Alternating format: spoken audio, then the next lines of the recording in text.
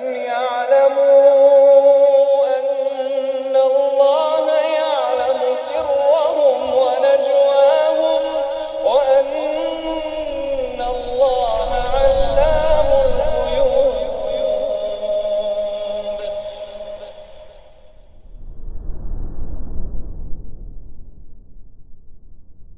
السلام عليكم ورحمة الله وبركاته. إن الحمد لله نحمده ونستعينه ونستغفره ونعوذ بالله من شرور أنفسنا وسيئات أعمالنا. من يهده الله فلا مضل له ومن يضلل فلا هادي له. أشهد أن لا إله إلا الله وحده لا شريك له وأشهد أن محمدا عبده ورسوله لا نبي بعده. فإن أصدق الحديث كتاب الله وخير الهدي هدي محمد صلى الله عليه وسلم وشر الأمور محدثاتها وكل محدثة بدعة وكل بدعة ضلالة وكل ضلالة في النار. أما بعد. Baik ikhwah sekalian, kita akan lanjutkan pembahasan masalah syira'ul kitab atau membeli kitab dan beriqtina, yaitu memiliki kitab karya para ulama. Dan sebagaimana nasihat ana sebelumnya di pekan lalu, nasihat tentang membeli kitab atau memiliki kitab atau membaca kitab. Ya, kitab yang kita maksud ya baik kitab terjemahan atau karya para asatidzah Ahlussunnah di tanah air yang bisa kita pahami. Ya, semoga ya ikhwah, teman-teman sekalian berusaha untuk memulai menyegarkan kembali trek menuntut ilmu, yaitu dengan mulai membaca kitab-kitab, kalau bisa memiliki target dalam membaca buku. Ya. Dan kalau masih belum memulai juga, semoga Allah berikan hidayah, taufik untuk bisa memulainya. Karena zaman sekarang sangat sulit bagi para rekan ikhwan dan akhwat, terutama yang baru hijrah, untuk betul-betul memelihara membaca atau memelihara kebiasaan membaca buku atau kitab. Padahal itu sangat-sangat penting. Ya, selain duduk di majelis ilmu, menelaah kitab-kitab warisan para ulama, itu membalance istiqamah kita dalam berilmu dan mengamalkannya. Tapi ikhwah sekalian, kembali kita ke pokok permasalahan bahwa terdapat beberapa perkara yang bisa membantu seorang talibul ilm dalam mewujudkan keinginannya untuk membeli kitab-kitab. Kami ulas keterangannya, semoga dapat membantu kita semua dalam memilih kitab-kitab yang hendak ditelaah. Di antaranya yang pertama yaitu istisyarah. Mungkin ini sudah pernah dibahas, tapi kita ulang lagi. Istisyarah dari para masyayikh, dari sebagian guru dan para tulabul ilm, ya tulabul ilm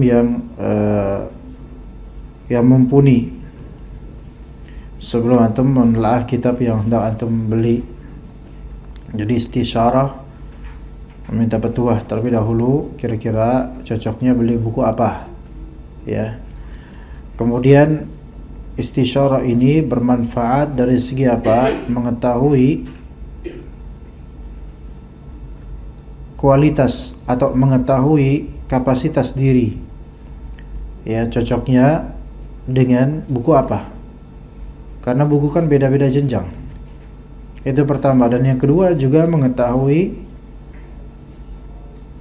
manhaj dan penulis, manhaj dan keilmuan penulis kitab tersebut. Apakah memang pantas kitabnya untuk ditelaah oleh para penuntut ilmu atau tidak? Apalagi di Indonesia ini, ya, penulis buku banyak, tapi tidak semuanya memegang prinsip manhaj Ahlussunnah. Sebagiannya dari kalangan Asy'ariyah, sebagiannya dari kalangan Ikhwani. Mungkin ada beberapa yang kita ambil manfaat dari beberapa penulis dari kalangan Asy'ariyah, yaitu Aswaja Indonesia. Mungkin. Tetapi tetap harus meminta rekomendasi dari beberapa asatidzah. Apakah itu kita cocok dan aman untuk menelaahnya atau tidak? Begitu juga beberapa kitab karya beberapa ustadz dari kalangan ikhwan muslimin. Ya, dari beberapa pustaka, semisal pustaka Al-Kautsar misal. Waalaikumsalam warahmatullahi. Ya, itu banyak menerbitkan buku-buku sebagian dari asatidzah dari kalangan IM atau dari ulama ikhwan muslimin di luar sana. Ya, seperti karya Dr. Yusuf Qaradawi dan lainnya. Maka ini perlu ditinjau lagi dan perlu istisyarah, minta pendapat para asatidzah, kira-kira buku ini recommended atau tidak untuk dibaca oleh para pemula di kalangan penuntut ilmu. Ya, begitu. Jadi ketika penulis kitab tersebut majhul, tidak terketahui ini siapa, maka tanya kepada ahli ilm, apakah ini cocok atau tidak. Alhamdulillah beberapa penerbit atau pustaka, yaitu pemilik dan juga pengusaha atau seluruh karyawan di pustaka itu ahlus sunnah salafiyin, ada yang mana kita nggak perlu lagi minta rekomendasi para asatidzah tentang penulis yang bukunya diterbitkan di pustaka tersebut. Ya, misal pustaka Imam Syafi'i misalnya, kita nggak meragukan akan selektivitas mereka dalam menerbitkan buku-buku dari penulis, baik ustadz lokal maupun para masyayikh yang buku-bukunya diterjemahkan. Tapi tetap kita itu membeli buku kalau bisa yang sedang kita butuhkan untuk kita reguk ilmu darinya, itu lebih afdal. Berbeda dengan halnya kalau memang antum punya cita-cita yang panjang, yaitu ingin menjadi ustadz atau da'i atau menyampaikan ilmu di lingkungan antum atau keluarga antum, sehingga antum butuh buku yang banyak, ya, yang insyaallah walaupun buku itu banyak, nanti pada waktunya antum akan membukanya di momentum yang dibutuhkan. Misal, boleh seperti itu kalau memang ada cita-cita untuk lebih maju lagi ke depannya, boleh. Tapi tetap masih harus beristisyarah kepada orang yang lebih paham tentang buku. Ya, jangan langsung beli semuanya. Melainkan coba daftarkan list yang kira-kira antum pengen beli, kemudian suguhkan ke ustadz yang mumpuni dalam bidang masalah pembacaan kitab dan ilmunya luas. Ya, nanti kalau antum beli, misalnya antum beli Fathul Bari, cetakan pustaka Imam Syafi'i yang ada puluhan jilid itu. Antum memiliki harta yang Allah titipkan begitu banyaknya, terus antum beli semua dari jilid Fathul Bari. Kalau antum nanya gitu ke anak bilang antum sia-sia. Kalaupun antum misalnya pengen membuat itu sebagai koleksi supaya nanti pada waktunya antum akan membuka-buka di masa depan, maka jangan sekarang belinya. Nanti aja kalau antum sudah memiliki derajat yang lebih tinggi dari segi keilmuan, karena itu nggak cocok bagaimanapun. Tapi kalau misalnya antum misalnya minta, colong saat anak pengen misal syarah Sahih Bukhari-nya Syekh Utsaimin, kan ada terjemahannya kalau nggak salah, warna hijau itu pustaka apa lupa itu. Kemudian juga ada syarah Riyadhus Shalihin Bahjatun Nazirin karya Syekh Salim bin Eid Al-Hilali. Itu saya lupa, ana lupa 5 jilid atau 6 jilid, itu tebal-tebal. Pustaka Imam Syafi'i juga. Terus antum bilang kira-kira gimana? Nah, ana jawab, fadl, ini bagus. Bukan masalah tebal atau tipisnya buku kalau ini mah. Tapi Riyadhus Shalihin itu semua orang perlu. Dan penjelasan dari Syekh Salim Al-Hilali, yaitu kitab Bahjatun Nazirin, itu kitab yang mustasyar ilaih, yaitu kitab yang patut untuk kita tunjuki para jemaah untuk memilikinya. Ya. Hadis-hadisnya, hadis-hadis penting Riyadhus Shalihin itu. Dan penjelasan Syekh Salim Al-Hilali, penjelasan yang mudah dipahami oleh kalangan awam. Apalagi ini terjemahan.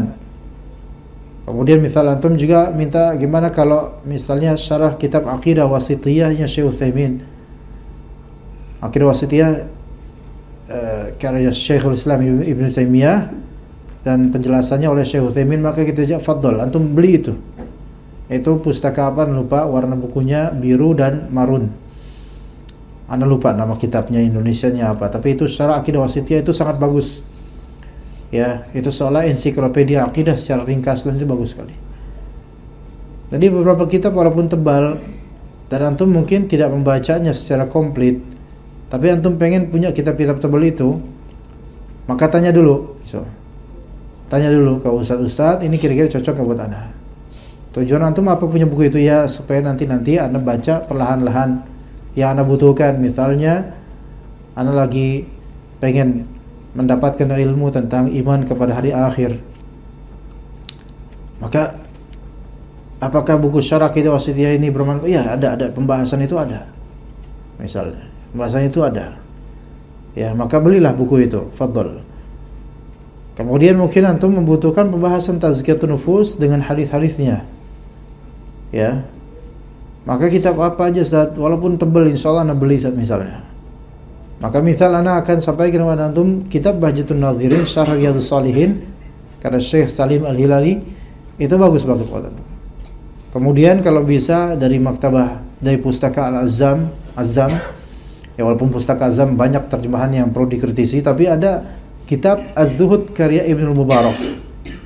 Az-Zuhud karya Ibnu Mubarak yang juga diberikan ta'liq dan komentar oleh Syekh Ahmad Farid, itu diterjemahkan di pustaka Azzam, itu 3 jilid tebal. Kalau antum baca itu, insyaallah enak tuh untuk menenteramkan hati, jadikan bacaan harian. Kita ini hidup loh sekarang ini dengan problematika yang bertalu-talu loh, tiap hari ada aja masalah, ada aja pikiran. Sehingga perlu ilmu akidah dan ilmu tazkiyatun nufus. Maka seorang talibul ilm, pemula terutama, ketika ingin membeli kitab itu perlu dia nanya ke ustaz, dan apa yang antum butuhkan. Antum butuhkan ketenangan hati, maka ustaz-ustaz ini akan memberikan isyarat ke kitab-kitab yang antum perlukan. Ya, nggak perlu kitab Arab mungkin, antum pakai kitab terjemahan labas. Karena tujuan dari ilmu ini amal. Ya, bukan kegayaan. Percuma wallah antum beli kitab tebal-tebal bahasa Arab Masya Allah, tetapi antum nggak paham artinya. Ini malah tabdzir, israf. Ya, ini malah justru mubadzir, menghamburkan harta tanpa manfaat yang menjadi feedback dari penghamburan itu.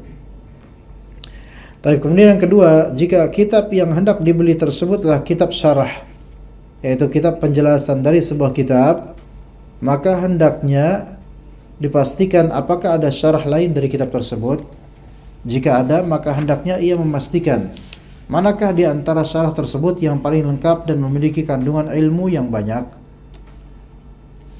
Ya, ada kitab syarah atau ta'liq. Ya, kitab syarah atau ta'liq. Dalam keilmuan dan dalam penjelasan kitab itu ada 3 model ya. Ada namanya ta'liq, ada namanya hasyiyah, ada namanya syarah. Kebaca nggak ikhwan? Jelek ya tulisan Anda ya? Kebaca nggak? Kelihatan iya, kebaca nggak? La haula wala quwwata illa billah. Ini ta'liq, hasyiyah, syarah. Apa beda dari ketiganya ikhwan? Ta'liq itu kalau bahasa kita seperti catatan atau komentar. Ta'liq itu komentar terhadap matan atau kitab tertentu. Maksudnya teks ya, teks kitab. Ini qaf nih Pak. Qaf tapi agak kesesat dikit ya. Nah, ini qaf nih. Ta'liq. Ya, ta'liq. Ta'liq itu semacam note atau dia komentar, tambahan komentar terhadap lafal-lafal yang ada di suatu kitab, ya. Dan ta'liq itu biasanya sedikit. Waalaikumsalam. Biasanya sedikit, gitu loh. Ya. Mirip juga dengan hasyiyat. Ya, hasyiyat itu biasanya catatan pinggiran, apa sih Indonesianya? Note, apa? Footnote. Nah, itu hasyiyat. Seperti hamish, footnote. Ya. Kayak misalnya antum kalau melihat kitab kuning, ikhwan. Ya. Kitab kuning kan biasanya ada kayak gini, kotak gini. Terus di sini ada hasiat. Paham nggak? Pernah lihat nggak? Ah? Nggak pernah. Antum pernah lihat apa aja sih? Gini. Nah, ini matan. Iya, ini hasiat namanya. Biasa begitu. Kadang ini juga disebut ta'liq. Ini hasiat ini matan, ini hasiat itu memberikan tambahan komentar terhadap apa yang di sini. Misalnya, di sini ada cerita misalnya suatu ketika Abdullah bin Mas'ud menaiki tangga atau menaiki sebuah pohon, kemudian beberapa sahabatnya melihat kedua betis beliau dan mereka tertawa. Nah, di sini kedua betis beliau, di sini disebut kedua betis beliau, yakni kedua betis Ibnu Mas'ud. Mereka menertawai, misalnya di sini mereka menertawai karena kecilnya betisnya Ibnu Mas'ud. Paham di sini?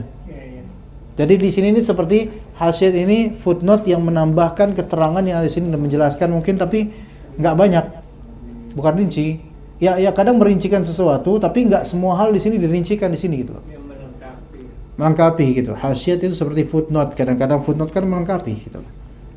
Ya. Tapi menjelaskan beberapa poin ya, atau beberapa kata dan kalimat, tapi nggak semuanya. Nah, adapun syarah ini yang paling luas. Ya. Syarah itu penjelasan. Dan syarah itu penjelasan imma dia jumlah itu bahasa kita kalimat. Menjelaskan kalimat. Ada juga yang lebih rinci, yaitu menjelaskan per lafal. Ini syarah biasanya. Gitu ya. Biasanya syarah begitu. Jadi syarah ini lebih luas. Penjelasan, ya gitu loh. Namun kadang sebagian ulama menamakan kitabnya hasiat. Padahal hakikatnya dia penjelasan yang luas gitu loh. Ada kayak gitu. Ini hanyalah istilah-istilah saja. Inti dari semua ini, dari ta'liq, hasiat, syarah, itu sebenarnya ditujukan supaya buku ini tuh lebih jelas dan lebih bisa diterima maknanya oleh pembaca sehingga lebih paham. Itu tujuannya gitu. Namun istilah-istilah ulama ini, ta'liq itu komentar. Ya, misal nih, kajian-kajian juga kayak gitu, bukan hanya kitab. Kajian juga ada, kita mengkaji kitab misalnya usul salasah. Usul salasah. Kan matan usul salasah enggak seberapa banyak gitu loh. Nah, kalau misalnya ta'liq, maka qari silakan baca. Dia baca beberapa paragraf, kemudian Anda memberikan respon. Ya, Syekh Muhammad bin Abdul Wahhab dalam kitab ini menjelaskan gini-gini. Udah, komentar hanya berapa menit selesai. Taib, istamir. Lanjut. Ini namanya ta'liq biasanya. Ta'liq, ya. Kalau hasiat itu buat kitab biasa. Jadi kalau misalnya kajian enggak ada hasiat namanya. Ta'liq, menta'liq usul salasah. Ada juga mensyarah. Kalau mensyarah usul salasah, maka setiap dari lafal atau kalimat dalam kitab usul salasah itu Anda jabarkan sampai dalil-dalilnya, Anda jabarkan satu persatu maknanya dan keterangannya gitu loh. Nah, begitu, itu namanya syarah, penjelasan. Ya, gimana? Faham gak ikhwan? Nah, buku-buku itu banyak penjelasan. Misal syarah Riyadhus Shalihin. Oke? Syarah Riyadhus Shalihin itu banyak. Ya. Di antaranya tadi yang sebutkan. Kitab apa tadi? Bahjatun Nazirin. Penjelasan terhadap kitab Riyadhus Shalihin karya Syekh Salim Al-Aid Al-Hilali bin Aid Al-Hilali. Pustaka Imam Syafi'i. Ada juga nanti syarah Riyadhus Shalihin versi siapa gitu. Syekh siapa gitu, terjemahan. Oke. Ini berarti ada misal 3 syarah terhadap Riyadhus Shalihin, beda penulis, beda syekh, beda percetakan. Ya. Nah, pasti masing-masing memiliki kelebihan dan kekurangan. Gitu loh. Ketika antum tahu Riyadhus Shalihin, antum bukan Riyadhus Shalihin doang yang antum mau beli, tapi penjelasan Riyadhus Shalihin. Maka di sini antum perlu untuk memastikan atau mungkin bertanya kepada ustadz misalnya yang paham, mana yang dari tiga kitab penjelasan Riyadhus Shalihin mana yang paling cocok sesuai kebutuhan antum yang antum inginkan. Ustadz itu ditanya sama antum, Ustadz kira-kira gimana? Yang mana yang lebih cocok buat ana? Ini apa ini? Ustadz? Sebentar kata Ustadznya, antum ini sedang menginginkan apa dari syariat Riyadhus Shalihin? Apakah antum memang pengen mengkhatamkan dengan cepat? Atau antum memang betul-betul pengen menyusu dari kitab, yaitu pengen betul-betul berintifa' dan memperluas pembahasan dari kitab Riyadhus Shalihin? Atau antum pengen sekedar hiburan saja gitu loh, maksudnya membaca kadang-kadang barang enggak? Mana? Karena masing-masing kitab ada sisi yang lebih cocok untuk antum. Antum pengen yang mana? Ana tuh pengen, misalnya antum bilang, ana pengen cepet-cepet khatam, ana punya target start. Nah kalau gitu antum beli kitab Syarah Riyadhus Shalihin yang B, karena ini lebih ringkas misalnya. Maka khalas, belilah 2 jilid saja misalnya. Tapi kalau antum jawab, ana memang benar-benar pengen menyelami samudra Riyadhus Shalihin, sehingga setiap hadis ana pengen mendalami dengan detail, ya misalnya. Maka antum pilih Syarah Riyadhus Shalihin Salim bin Aid Al-Hilali atau syarahnya Syekh Utsaimin misalnya. Itu lebih panjang. Fadhol antum pakai itu. Nah, begitu ikhwan. Ya, mana yang lebih cocok, lebih munasib, lebih lengkap, memiliki kandungan ilmu banyak tapi yang sesuai dengan antum. Karena kadang-kadang ada syarah terhadap kitab itu panjang sekali, diterjemahkan panjang, Masya Allah. Fathul Bari, itu nggak cocok buat antum. Iya. Ya, kalau kata Ustadz Nizar waktu di Al-Irsyad dulu, ampe linggis ngambang itu nggak bakal pas buat antum. Ustadz Nizar, udah aku masih sekolah masih. Ampe linggis ngambang, artinya apa? Nggak bakal coba. Linggis kapan coba? Linggis kapan ngambang? Nggak bakal ngambang. Iya. Nah, misalnya antum juga tahu Bulughul Maram. Itu hadis-hadis hukum pilihan Ibnu Hajar Al-Asqalani. Penjelasan Bulughul Maram banyak banget. Ya, terjemahannya juga banyak. Sekarang mana yang munasib buat antum itu sesuai dengan interest dan kebutuhan antum. Jangan sekali ngelihat, ini penjelasan Bulughul Maram langsung antum beli. Sebentar, sebelum antum beli antum minta pendapat. Karena belum tentu yang antum beli itu memang sesuai dengan kapasitas keilmuan antum, sehingga antum beli tapi nggak paham, repot. Coba antum beli tapi yang mana yang cocok buat antum. Ada banyak penjelasan Bulughul Maram, banyak versi Indonesianya. Ya, gitu. Cari yang memang terlengkap, tapi kadang-kadang yang terlengkap itu belum tentu sesuai kebutuhan antum. Sehingga antum futur dalam membacanya. Kenapa? Terlalu lengkap. Ya enggak? Karena interest dan keinginan antum untuk membaca itu kadang-kadang bukan pengen mendalami lebih dalam, tapi kadang interest antum adalah pengen memotivasi diri untuk cepat mengkhatamkan kitab sehingga semangat. Kadang kayak gitu. Ya kalau kayak gitu jangan milih buku yang tebel-tebel. Milih yang tipis-tipis dulu. 100 halaman, 200 halaman, itu dulu motivasi ini. Kalau langsung tebel, sprint, ngos-ngosan antum. Akhirnya futur, udahlah, nggak jadi. Dan itu terjadi pada banyak orang yang semangat di awal, ngegas di awal, bengek akhirnya di tengah-tengah. Mati bahkan habis itu. Ya, maksudnya mati di sini, selesai udah, kitab udah terbengkalai. Dan mungkin itu yang terjadi pada antum, kalau nggak salah ya. Lihat aja di rak-rak buku antum itu, kalau punya rak buku, ya. Yang di sini dikatakan contohnya adalah kitab Riyadhus Shalihin. Di antaranya Dalil Falihin Nuzhah Al-Muttaqin. Dalil Falihin Nuzhah Al-Muttaqin ini terjemahan nggak ada, ini beliau mencontohkan versi bahasa Arab ya. Nah tadi mengkontekskan versi bahasa Indonesia. Ya, juga syarahnya Syekh Utsaimin.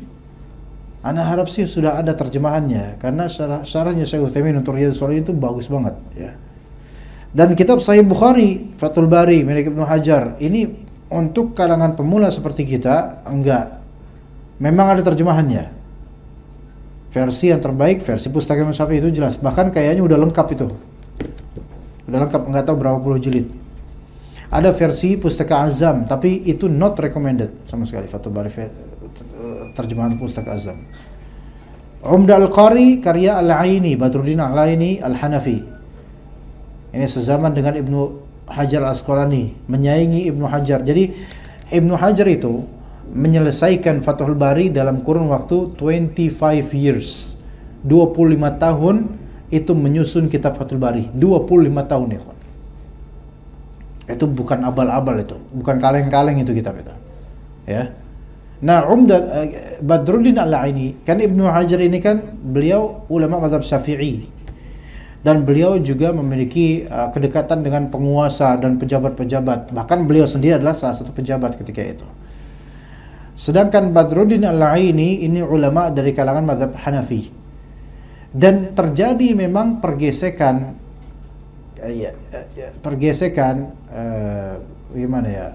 persaingan antara Ibnu Hajar dengan Badruddin Al-Aini. Itu ada kisahnya masing-masing. Ya, seperti peperangan dan adu keilmuan gitu loh. Tapi Ibnu Hajar Al-Asqalani tetaplah yang lebih unggul. Ya. Sampai Badruddin Al-Aini itu di kitab Umdatul Qari, Syarah Sahih Bukhari, itu besar seperti Fathul Bari. Dalam rangka menyaingi Ibnu Hajar Al-Asqalani dengan Fathul Barinya, disaingin. Ya, jadi selama 25 tahun Ibnu Hajar itu menulis Fathul Bari, menyusunnya, dan setiap dari hadis-hadis dan penjelasannya itu beliau juga menampilkan penjelasan beliau ke beberapa ulama kibar ketika itu, dan mereka juga memeriksanya. Jadi Ibnu Hajar itu enggak sembarangan itu nulis, udah selesai nulis enggak, diperiksa juga oleh para ulama dan mereka menelitinya, Masya Allah. Itu dalam perjalanan 25 tahun. Di buku lain, di tempat lain, Badruddin Al-Aini itu juga mendengar ini Ibnu Hajar bikin kitab yang akan menjadi fenomenal zaman, yaitu Fathul Bari.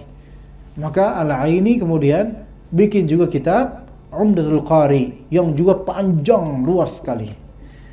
Memang kitab ini Masya Allah Umdatul Qari, tapi ditujukan untuk menyaingi pesona Fathul Bari. Mana yang menang, ikhwan? Mana yang menang? Fathul Bari jelas. Iya, Fathul Bari jelas, ya. Padahal sistematika yang ditulis oleh Al-Aini dalam Umdatul Qari itu sistematika yang sangat rapi dan bagus sebenarnya. Tapi tetap ya, ketika wallah alam, keikhlasan Allah yang lebih tahu. Tapi mungkin Ibnu Hajar lebih ikhlas dan lebih banyak ulama yang mendukungnya, sehingga sampai sekarang Fathul Bari itu termasuk kitab fenomenal yang tidak tersaingi oleh kitab syarah manapun. Ya. Sampai ada seorang syekh di zaman ini nih, anda tidak sebut namanya. Beliau seorang syekh, kata beberapa teman, ya, kisah ini terjadi. Beliau ini seorang syekh yang di Yaman tapi kelahiran Mesir. Syekh ini berusaha menghabiskan bertahun-tahun untuk mentahqiq ulang kitab Fathul Bari, Syarah Sahih Bukhari ini. Kitab Fathul Bari ini udah ditahqiq oleh banyak dari ulama dan dicetak, kemudian diperiksa dan diperbaiki dan seterusnya. Di antaranya tahqiq Syekh bin Baz. Kemudian yang masih hidup juga sekarang Syekh Abdurrahman Al-Barrak, hafizahullah. Nah, ada seorang syekh masyhur sekali beliau ingin mengulang kembali pentahqiqan dan pemeriksaan terhadap kitab Fathul Bari untuk beliau lengkapi betul-betul di setiap detail dari kalimatnya, dari hadis-hadis yang disebutkan oleh Ibnu Hajar, beliau periksa betul-betul dan akan beliau jadikan footnote yang banyak sehingga keterangan dan penjelasan terhadap Fathul Bari itu semakin lengkap, yang tidak ada penjelasan dari ulama seperti penjelasan beliau ini. Beliau pengen begitu. Namun qadarullah, beberapa ulama menasihatinya agar udah tidak usah, jangan. Ya, udah nggak usah menyibukkan dengan itu, karena Fathul Bari itu udah cukup lengkap dan nggak usah lagi diperlengkap lagi, karena khalas, biarkan. Sampai ada hadis Nabi SAW yang beliau mengatakan SAW, la hijrata ba'dal fath, tidak ada lagi hijrah setelah Fathu Makkah. Namun para ulama ahli hadis sejak melihat karya fenomenal Ibnu Hajar Al-Asqalani ini, dan beliau lahir tahun 852 Hijriah, berarti udah 600-an tahun lalu kira-kira lah ya, 500-an sekian tahun lalu. Itu banyak ulama beriktibas dan mengambil hadis la hijrata ba'dal fath, dimaksudkan yaitu Fathul Bari ini. Tidak, ketika maksudnya la hijrah, tidak perlu hijrah lagi setelah Fathul Bari. Maksudnya kalau antum sudah membaca Fathul Bari syarah Sahih Bukhari, maka antum nggak perlu lagi baca syarah-syarah Sahih Bukhari yang lainnya. Gitu loh maksudnya. Kitab yang fenomenal, ikhwan. Tapi fenomenalnya untuk tulabul ilm. Ya. Begitu. Kemudian dikatakan sini contoh lainnya adalah Sunan Tirmidzi, memiliki beberapa penjelasan. Di antaranya Tuhfatul Ahwadhi karya Al-Mubarakfuri, Aridatul Ahwadhi ya karya Ibnu Al-Arabi. Kemudian An-Nafa' Asy-Syadha karya Ibnu Sayyidin Nas. Dan kitab-kitab lain, syarah Sahih Muslim juga ada syarahnya dan seterusnya. Aqidah Wasithiyah juga ada beberapa syarahnya, Aqidah Tahawiyah dan seterusnya. Maka seorang penuntut ilmu ketika melihat kitab ini itu dijelaskan oleh banyak dari ulama, maka dia tinjau lagi dan sesuaikan dengan arahan dari ustadz-ustadznya. Kira-kira yang cocok buat dia syarah yang siapa. Begitu. Kemudian yang berikutnya, yang ketiga, jika dihadapkan pada pilihan terhadap syarah tertentu dari kitab tertentu, maka yang lebih utama adalah memastikan dari penerbit mana syarah tersebut dikeluarkan. Jika syarah tersebut dikeluarkan oleh lebih dari satu penerbit, maka hendaknya berusaha untuk menanyakan tentang penerbit mana yang terbaik. Ya, ini kembali ke keumuman aja, bukan hanya masalah kitab-kitab syarah. Tapi di Indonesia ini insya Allah penerbit Ahlus Sunnah cukup ada beberapa yang memang kompeten dan Masya Allah, bukan hanya dari segi layout atau cover atau font yang enak dibaca, tetapi dari segi penerjemahannya juga berkompeten, sangat bagus. Bahkan kita katakan Fathul Bari terjemahan versi pustaka Imam Syafi'i itu termasuk penerjemahan yang fenomenal, karena betul-betul bagus penerjemahannya, tapi tetap tidak dipahami oleh banyak dari orang awam. Karena memang dari kitabnya memang sudah berat gitu loh. Jadi mau diterjemahkan kayak gimana juga, bahkan mau dijadikan sebagai bahan kajian, Fathul Bari dikaji, Fathul Barinya bukan Sahih Bukharinya. Fathul Barinya dibacakan, dikaji, itu orang awam belum tentu paham, walaupun ada ustadz yang ngejelasinnya. Karena istilah di dalamnya itu Masya Allah, banyak hal-hal yang kita tuh harus mendalami ilmu hadis lebih dalam dulu baru paham dengan baik. Ya begitu. Tapi secara penerjemahan Fathul Bari Pustaka Imam Syafi'i itu memang jempolan, Masya Allah.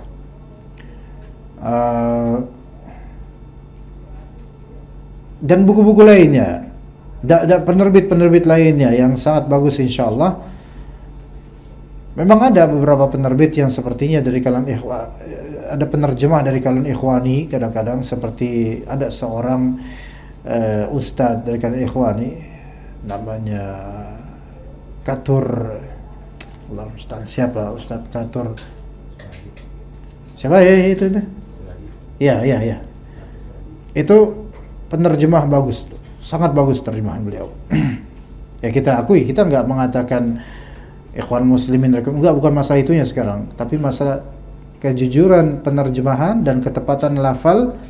Katur Suhardi ini senior dan bagus beliau. Maka buku-buku terjemahan yang diterjemahkan oleh beliau, maka itu recommended dari segi penerjemahan. Adapun dari segi bukunya tergantung beliau nerjemahin apa. Ya, kalau nggak salah ada kitab yang fenomenal, La Tahzan karya Aid Al-Qarni, itu pernah beliau menerjemahkannya, dan dari semua terjemahan La Tahzan hanya versi beliau yang bagus. Yang lainnya banyak yang melesat, kurang. Ada beberapa lafal-lafal yang tidak tepat. Tapi kitab La Tahzan itu sendiri juga ulama Ahlus Sunnah dan ulama manhaj kurang merekomendasikan. Pertama disebabkan oleh penulisnya yang memang bermasalah, yaitu Syekh Aid Al-Qarni, itu bermasalah, itu satu. Yang kedua, antum nggak perlu kitab itu sebenarnya. Antum nggak perlu kitab itu, karena penuh retorika, dan antum cukuplah dengan kitab pertama Kitabullah, kemudian kitab-kitab Ibnu Qayyim, Ibnu Rajab, insya Allah cukup. Jadi ketika antum nanya ke anak, saat anak pengen beli kitab La Tahzan, khalas, nggak usah. Asal antum beli kitab Ad-Da' wa Dawa, Fawaidul Fawaid, ya, lebih afdal jauh. Bukan berarti kitab La Tahzan jelek ya, ada kebaikan padanya. Tetapi kalau emang antum butuh untuk hati antum, ada kitab yang lebih afdal daripada itu. Ya, begitu. Ya. Tapi dari segi retorika dan balaghah, kesusastraan, kitab La Tahzan Aid Al-Qarni itu memang Masya Allah. Hanya penuntut ilmu itu, dia itu mencari kitab yang dia butuhkan buat hati dan amalnya gitu loh. Bukan sebatas fenomenal ya. Taib, kemudian menanyakan penerbitan mana yang terbaik. Ada seorang syekh, beliau termasuk anggota Hayat Kibar Ulama Saudi, termasuk ulama senior Saudi sekarang, ulama tua ya. Namanya Syekh Abdul Karim Al-Khudair namanya, rahimahullah, masih hidup beliau. Syekh Abdul Karim Al-Khudair ini di antara para masyayikh yang sangat memiliki perhatian besar terhadap penerbitan buku-buku, kitab-kitab ulama. Tapi beliau ulama tua, artinya beliau memperhatikan dahulu percetakan kitab nggak seperti sekarang ya kawan. Dahulu kitab era 80-an, 70-an diterbitkan dengan penerbitan yang sifatnya limited. Karena ketika itu percetakan dan perusahaan kertas dan semisalnya itu nggak semasif sekarang. Sekarang kan mudah, peralatan mudah semuanya. Ya. Dahulu itu beliau meneliti kitab antar kitab seperti Syekh Albani, manuskrip dan seterusnya diperhatikan. Dan ketika dicetak kitab ulama di Beirut atau Lebanon, beliau perhatikan. Terus dicetak juga di daerah Saudi diperhatikan, dicetak di Mesir diperhatikan. Dulu percetakan itu tidak semasif sekarang. Misal kitab Fathul Bari dicetak di Lebanon misalnya, itu paling beberapa oplah aja, limited. Ya, karena kertas ketika itu nggak semudah sekarang. Juga ketika itu yang penerbit nggak sembarangan menerbitkan kitab. Harus betul-betul di bawah kitab tersebut di bawah tahqiq dan penelitian oleh ulama yang kompeten terhadap bidang di kitab itu. Kalau sekarang kan nggak juga, nggak mesti. Kalau sekarang pembajakan kitab tuh banyak ya kawan. Makanya beliau ketika kemarin beberapa hari lalu Anda mendengar atau tanya jawab dengan beliau, Anda mendengar fatwa Nur al-Darb untuk Syekh Abdul Karim Al-Khudair. Ada seorang penanya menanyakan tentang bagaimana dengan percetakan kitab di zaman sekarang. Kitab yang maksud bukan percetakan lokal ya, bukan Indonesia ya, tapi Arab Saudi, Arabia, Yaman, Mesir, Suriah dan semisalnya. Maka beliau bilang, zaman sekarang kita untuk merekomendasikan para penuntut ilmu kitab mana yang lebih recommended, cetakan mana yang lebih recommended itu susah. Kenapa? Karena setiap dari tibaah, setiap dari percetakan itu saling berlomba-lomba untuk mencetak buku-buku yang banyak. Sehingga sekarang persaingannya itu dari segi ekonomi. Ya, bukan dari segi ketepatan tahqiq dan tibaah. Bukan dari segi ketepatan penelitian ilmu yang ada di dalam kitab itu oleh para ulama, atau dari segi ketepatan pencetakan yang baik, bukan. Iya, makanya azan sekarang. Begitu. Sehingga sekarang ulama-ulama untuk merekomendasikan kitab-kitab mana yang lebih bagus tahqiqnya, lebih bagus cetakannya, itu agak susah kata beliau. Beda dengan zaman era 90-an dahulu. Ulama itu merekomendasikan, kalau mau beli Fathul Bari, ambil cetakan yang ini. Dia cetakan yang telah betul-betul diteliti oleh Syekh Fulan. Kalau sekarang itu udah kebanyakan. Mungkin dalam satu Arab Saudi ini misalnya, antum tahu penjelasan Syekh Utsaimin terhadap misal Riyadhus Shalihin. Dari muassasah Syekh Utsaimin, yaitu di Unaizah di provinsi Qasim, itu menerbitkan Syarah Riyadhus Shalihin. Dari Ibnu Jauzi versi Saudi Arabia menerbitkan juga Syarah Riyadhus Shalihin. Kemudian beberapa percetakan Mesir ya, itu juga menerbitkan Syarah Riyadhus Shalihinnya Syekh Utsaimin. Iya, membajak teksnya dibajak dari syarah-syarah yang sudah dibajak, dikopas, kemudian dicetak oleh beberapa penerbit Mesir. Nanti aja deh kita ceritain habis azan. Anak risih kalau jelasin sambil ada azan. Tapi antum paham gak sih yang main? Hah? Ngerti, Ikhwan? Iya gitu. Kita azan dulu. Baik, nanti Anda sedikit ceritakan tentang masalah pengalaman membeli kitab-kitab yang sebenarnya itu tidak layak untuk dibeli. Kitab-kitab Arab maksudnya, ya. Sebagai pengalaman aja, sharing pengalaman. Tapi coba kita lihat di sini yang keempat, jika kitab yang hendak dibeli telah ditahqiq atau diteliti kandungannya, maka oleh para ulama, oleh sebagian ulama, maka hendaknya ia berusaha untuk mendapatkan tahqiq yang terbaik dari ulama yang mu'tabar atau talibul ilm yang berkompeten dalam mentahqiq atau meneliti kitab tersebut sehingga kitab itu layak diterbitkan. Yang sebelumnya adalah manuskrip warisan yang ada di museum-museum, ya. Kemudian diteliti dan dijadikan sebagai kitab. Disebutkan di sini contohnya adalah kitab Taqrib At-Tahdzib. Taqrib At-Tahdzib ini karya Ibnu Hajar Al-Asqalani, ya, yang diterbitkan oleh lebih dari satu penerbit, diantaranya adalah penerbit Pakistan. Ini zaman itu, ketika itu. Ya, sekarang jauh lebih banyak. Dan penerbit dengan tahqiq Abdul Wahab Abdul Latif, dan penerbit dengan tahqiq Awamah, dan yang terakhir dengan penerbit dengan tahqiq ringkas Ahmad Syarif Al-Bagistani dengan pemberi kata sambutan dari Syekh Bakar Abu Zaid. Ini dalam satu kitab ada 4 versi muhaqqiqun.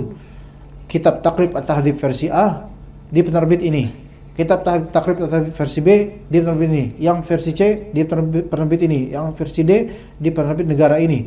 Beda-beda negara dan beda-beda ulama yang mentahqiq kitab itu.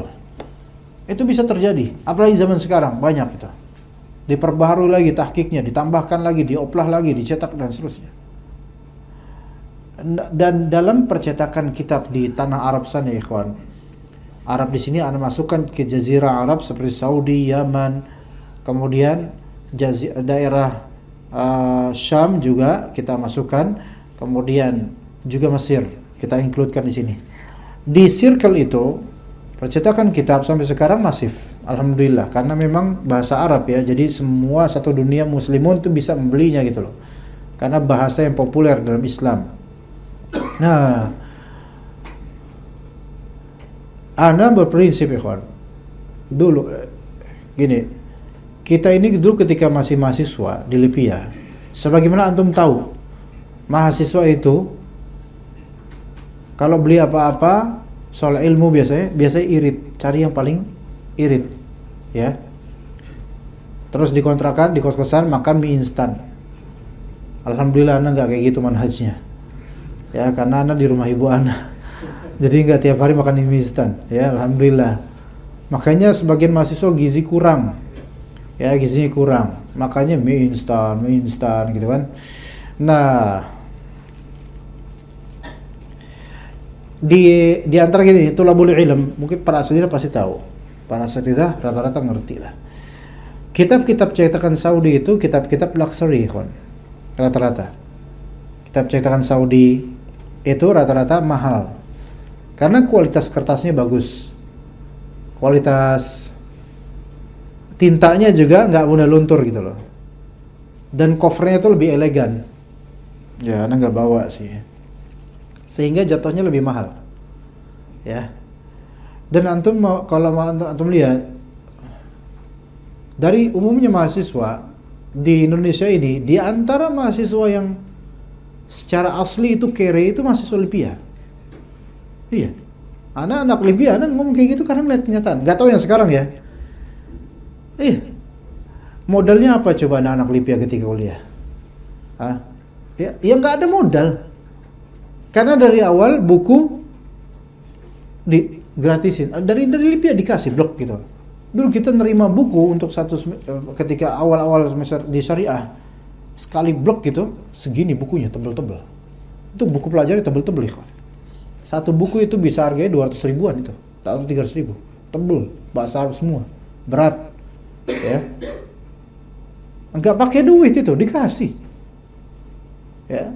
Udah gitu ada ratib syahri, mukafah syahriyah, bahasa kita gaji bulanan lah, santunan bulanan, walaupun sering dirapel oleh atasan, ya, dirapel 3 bulan per 3 bulan baru dikasih. Yang ketika itu kisaran 500 ribu per bulan dapat, alhamdulillah. Berapa rial tapi dikonversikan di rupiah 500 ribuan. Dan banyak dari ikhwan kita yang sekarang mungkin udah jadi ustadz ya rata-rata ya. Itu pas waktu jadi mahasiswa itu di Libya. Ya mereka dapat banyak yang nggak dapat kiriman dari orang tua mereka karena ya memang kadang-kadang Anda pernah mengunjungi rumah mereka, ya rumahnya masih tanah itu kan, di kampung miskin atau orang-orang biasa saja gitu. Dan hanya mengandalkan mukafaah di Libya 500.000 per bulan, yang kadang-kadang dia tuh nunggak 3 bulan baru dikasih. Ya. Sekarang udah pakai kartu ATM kalau sekarang mah. Kalau dulu kita ngantri di perpustakaan tuh, per kelas ngantri, berderet tuh. Mahasiswa Libya tuh. Satu kelas bisa 80 orang atau 60 orang. Ngambil uang. Itu ketika itu mereka wujuhu yawma idzin nadhirah. Itu khilaf antara Asy'ariyah dengan Ahlus Sunnah itu nggak ada ketika itu. As-Salafiyyin, Asy'ariyah, Ikhwaniyyin itu bersatu ketika itu. Iya. Karena duit, ya. Dan bendaharanya itu orang sana, orang Saudi, ketika ngasih duit itu sangat meremehkan gitu. Fulus gitu kan, buntelan fulus gitu, 1,5 juta. Gitu, udah kayak main remi aja ini. Kita ngambil terima aja. Orang Indonesia kan gitu. Nanti dia syukron, masih syukron aja loh, padahal udah dihinain gitu sama. Itu udah kayak buruh pabrik yang apa gitu yang udah. Tapi kita seneng-seneng aja. Nah, tata ikhwan kita, calon asatidzah ini kemudian habislah uangnya itu kadang-kadang buat kontrakan, tunggakan kosan gitu kan. Kosannya murah-murah kok rata-rata, alhamdulillah. Di Pasar Minggu itu daerah dekat Libya, ya daerah itu. Tapi qadarullah yang sadar untuk membeli buku itu nggak banyak, sejujurnya nggak banyak. Karena udah merasa buku udah ada kok di supply oleh ini, jadi nggak menumpuk uang, nggak menabung uang atau bekerja untuk memperbanyak buku, nggak. Sejujurnya itu fenomena yang Anda lihat langsung di anak-anak Libya ketika itu. Anda nggak tahu sekarang mungkin bahkan bisa jadi lebih sulit lagi untuk menumbuhkan semangat untuk membeli buku. Sejujurnya. Kalau Anda pribadi, alhamdulillah nggak gitu, alhamdulillah. Gajian dan Anda juga ngajar di English course ketika itu. Sebagian gaji Anda baik dari Libya atau dari kursus Inggris, Anda belikan kitab.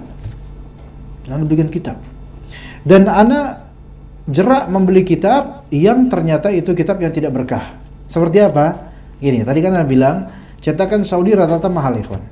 Karena asli betul-betul ditahqiq, Masya Allah. Satu kitab mungkin cuma 200 halaman, bisa harganya 200.000 kadang-kadang atau 150.000. Dan itu bagi mahasiswa ketika itu berat beli kitab seperti itu. 150 buat beli kitab, ya salah. Gitu. Ya. Nah, tapi Anda pernah membeli kitab, tergiur dengan suatu kitab. Di situ kan ada beberapa toko kitab dekat situ daerah Jati Padang itu. Ada beberapa mahasiswa Libya yang juga bisnis kitab. Ya, terutama bisnis kitab-kitab cetakan Mesir. Cetakan Mesir itu sangat surgawi buat mahasiswa. Ibaratnya kalau misalnya di kampus-kampus umum beberapa ruko fotokopian yang bisa mencetak kitab itu memalsukan kitab, apa sih istilahnya itu? Nah, membajak kitab itu kan surga mahasiswa itu. Ya kan? Mirip dengan aslinya, cuman covernya aja yang bukan cover hardcover, kadang hardcover. Mirip, tapi tetap aja kelihatan palsu, beda tetap. Harga minimalis. Buku impor 200.000 bisa cuman dia beli 45.000. Itu mahasiswa mana yang enggak jatuh cinta sama perusahaan itu, gitu. Nah, ada kitab, Anda tergiur kitab Fathul Bari. Anda ketika belum punya Fathul Bari, penasaran juga kan? Berapa nih, akhi? Itu harganya 600.000. Yo, 600.000 Fathul Bari, tebel, 12 jilid atau sekitar. Cetakan Mesir, hardcover. Masya Allah, Anda buka, Masya Allah nih, bahkan kitabnya berwarna ininya, tulisan hadisnya warna merah. Hardcover, 600.000, 12 jilid, impor Mesir. Anda habis itu nabung, beli. Habis itu Anda baca nggak? Enggak. Nggak baca. Kenapa ikhwan? Nggak berkah. Di mana nggak berkahnya? Karena beberapa percetakan Mesir ini banyak mencuri manuskrip dan mencuri teks-teks dari perusahaan dari cetakan lain, kemudian dibuat. Itu namanya mencuri tahqiq orang. Dibuat dengan versi murah, ya, dan pakai percetakan sendiri. Ini nggak berkah, ya. Itu yang membuat banyak mahasiswa nggak berkah ilmunya. Yang penting irit. Ini jangan disangka nggak berpengaruh loh ke keberkahan ilmu. Iya. Makanya ketika setelah itu anak kok malas ya baca-baca, kok nggak masuk-masuk, karena akhirnya merasakan setelah pelajari ternyata emang cetakan-cetakan ini memang banyak yang murah. Tapi murah dan tidak berkah. Karena teks-teksnya itu mengambil ibaratnya nih ikhwan. Ini kan diterjemahkan oleh seorang ustadz nih buku ini nih, ya kan? Kemudian hasil terjemahan ini diketik ulang oleh misalnya percetakan, ini kan Darussunnah nih ori nih. Misalnya ada percetakan yang abal-abal lah gitu. Misalnya percetakan Al-Wajiz misalnya, nama-nama ini Al-Wajiz misalnya. Kita ambil ini, kita ketik ulang semuanya, terus kita susun ulang jadi buku milik kita. Paham nggak maksudnya ikhwan? Jadi usaha dari penerjemah itu dibajak olehnya, dicetak kemudian dengan cover yang lebih bagus. Ini kan mental apa ya? Pembajak. Terus dijual dan kemudian lebih murah, lebih diterima oleh mahasiswa, lebih laku. Memang lebih laku. Tapi antum akan dapatkan orang-orang yang membelinya kemudian hilang keberkahan ilmu darinya. Itu berpengaruh. Ya. Begitu. Makanya sejak itu anak kok merasa nggak berkah, di akhirnya anak membeli setelah itu cetakan-cetakan yang memang walaupun mahal, ada satisfying thing gitu, ada sesuatu yang memuaskan anak, karena anak membeli sesuatu yang ori. Begitu. Dan akhirnya lebih berkah, memang Allah lebih berkah, lebih mudah, lebih enak, lebih nyaman, lebih merasa Allah bantu anak gitu loh. Gitu. Ya. Jadi sekarang hindarilah ikhwan antum, siapapun yang kita, walaupun ilmu umum, hindari membeli buku bajakan, hatta ilmu umum. Nggak boleh. Haram itu. Ya, haram seperti itu. Membeli buku bajakan, ya apalagi kemudian dijual, na'udzubillah min dzalik, haram. Ya, jangan seperti itu. Kalau bisa beli versi cetak aslinya, alhamdulillah. Kayak begitu. Itu berpengaruh pada keberkahan ilmu. Jadi versi Mesir banyak cetakan-cetakan yang disukai oleh para mahasiswa, sebagaimana fotokopian disukai para mahasiswa. Ya. Kalau misalnya sekarang kita lihat ada kitab karya Imamul Haramain Abul Ma'ali Al-Juwaini.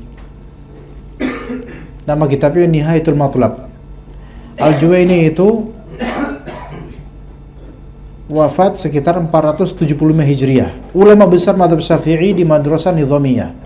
Gurunya Imam Ghazali. Penulis kitab Al-Waraqat, simple. Tapi kitab Nihayatul Matlab fi Dirayatul Madhab, ini kitab mazhab Syafi'i yang bukan mafqud. Itu sempat hilang berapa ratus tahun dan tidak ada yang mencetaknya, tidak ada yang menulis, tidak ada yang mempublishnya. Berapa ratus tahun. Kan beliau wafat 475 Hijriah kalau nggak salah. Itu sejak beliau menulis kitab itu menjadi rujukan mazhab Syafi'i. Namun kemudian di tahun berapa gitu, hilang buku itu, sampai ada ulama di zaman ini, dia meneliti manuskrip, mengumpulkan manuskrip kitab itu sampai 20 jilid kalau nggak salah. Tebel, panjang itu. Itu menjelaskan kitab Mukhtasar Muzani.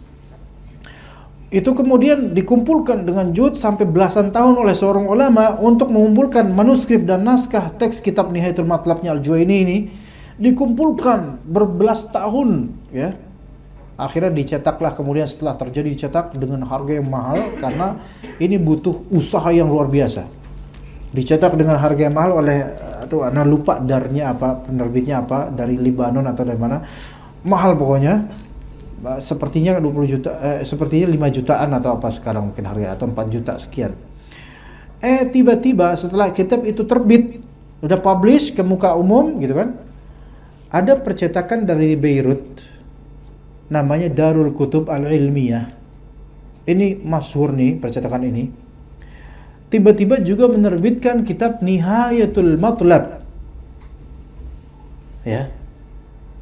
Yang mana itu isinya adalah menyontek hasil dari tahqiqnya ulama ini.